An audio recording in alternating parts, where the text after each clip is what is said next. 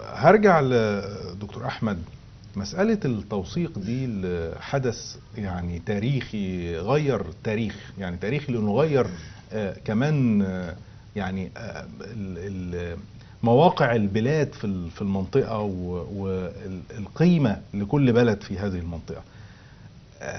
بنشوف الحقيقة إن التوثيق له زي ما حضرتك ذكرت ما كانش على نفس القدر.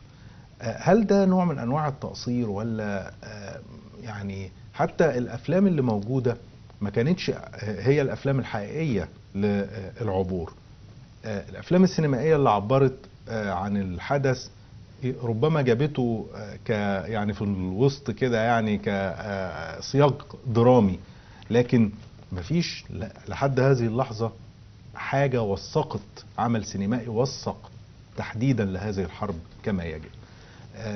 ايه المفروض خطوات حقيقيه نتخذها؟ هو الحقيقه يمكن زي ما حضرتك قلت حازم بيه ان ما كانش في توثيق جيد لحرب 73، وما كانش فيه لقطات طبيعية من الحرب تم اتخاذها من خلال وسائل الإعلام. يمكن أنا مش بقول فيه قصور، أنا يمكن بقول إن الإمكانات التكنولوجية مفاجأة والتقنية في هذا التوقيت نعم. ما كانتش كافية إن ده يتم على الأرض. والحقيقة إحنا كان يهمنا في المقام الأول رجال القوات المسلحة تحقيق الحلم المصري والحلم العربي بهزيمة إسرائيل واستعادة الأرض. ولكن كان في قصور بسيط في التغطية الإعلامية الكاملة للمعركة وفعالياتها، ولكن في اجتهاد من بعض السينمائيين. كان حضرتك شفت فيلم أو اتنين كلقطات بس مش حقيقية، يعني تمثيلية. ولكن أتمنى من المسؤولين في إدارة الشؤون المعنوية للقوات المسلحة بالتنسيق مع التلفزيون المصري إن احنا نعمل عمل عظيم يتم الصرف عليه والإنتاج عليه بشكل جيد ليعبر عن هذه المعركة في فيلم وثائقي أو فيلم تسجيل أو فيلم روائي طويل، بحيث إن احنا نعرف ولادنا إيه قيمة القوات المسلحة، إيه قيمة هذا النصر. يمكن أنا عايز أقول لحضرتك النصر ده ما كانش للمصريين بس، ده كان لكل العرب، لأن مصر وإسرائيل احنا يمكن في 48 وفي 56 وفي 67 حصل عندنا مشاكل على الأرض، فدي الحرب الوحيدة اللي احنا حققنا فيها النصر الحقيقي على هذا العدو. فكان يجب أن توثق توثيقا جيدا من خلال وسائل الإعلام، ويجب ألا نبخل أن احنا نعمل فيلم روائي طويل ننقل فيه هذا الحدث لكل العالم ويترجم طبعا وينقل للعالم بالكامل. أعتقد كمان أن يعني قواتنا المسلحة وخصوصا يعني الجهة المسؤولة في القوات المسلحة عن النواحي الإعلامية اللي هي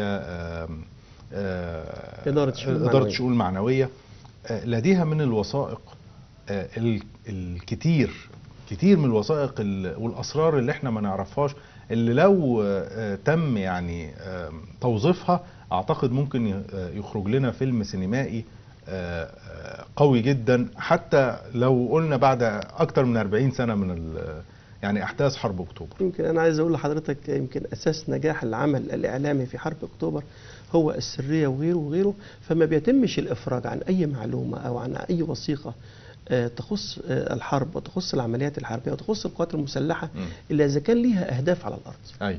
فما ينفعش إن هم يفرجوا عن أي مشاهد عسكريا بعد عدد من السنوات بالطبيعي ان يتم الافراج. انا معاك حازم بيه، عشان كده انا بقول لك بيتم الافراج عن بعض الوثائق او المعلومات او غيره التي تخدم وضعك الراهن وتخدم امنك القومي. عشان تبقى الامور واضحه للساده المشاهدين في هذه الجزئيه، مش اي معلومه او اي وثيقه بتطرح على العام.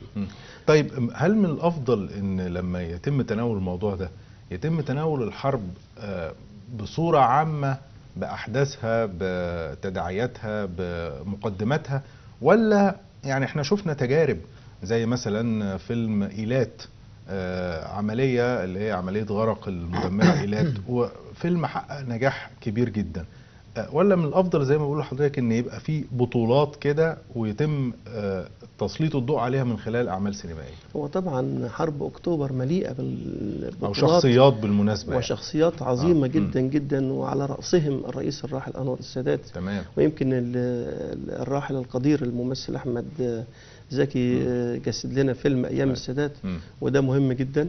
فانا اتمنى ان زي ما قلت لحضرتك يبقى في تنسيق بين اداره الشؤون المعنويه والتلفزيون المصري في انه يبقى في انتاج لعمل قوي، يكون الهدف منه ان احنا نعرف ولادنا والنشء يعني انا بشوف حاجات الحقيقه حازم بيه دلوقتي، الناس بتتجرأ على القوات المسلحه وعلى الشرطه المدنيه وعلى اجهزه الدوله، لانهم مش عارفين هذه القيمه.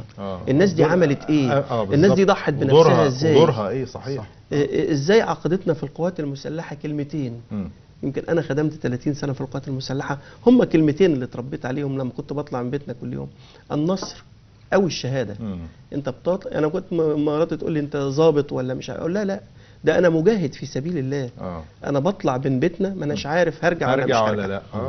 فانا ببقى طالع مجاهد في سبيل الله، واعتقد ان هي دي العقيده اللي موجوده عند الضباط في القوات المسلحه. ربنا يحفظهم يا رب، لان هم يعني فعلا حائط صد قوي جدا، وحاليا دلوقتي هو حائط الصد الاول والاخير يعني. خلينا نشوف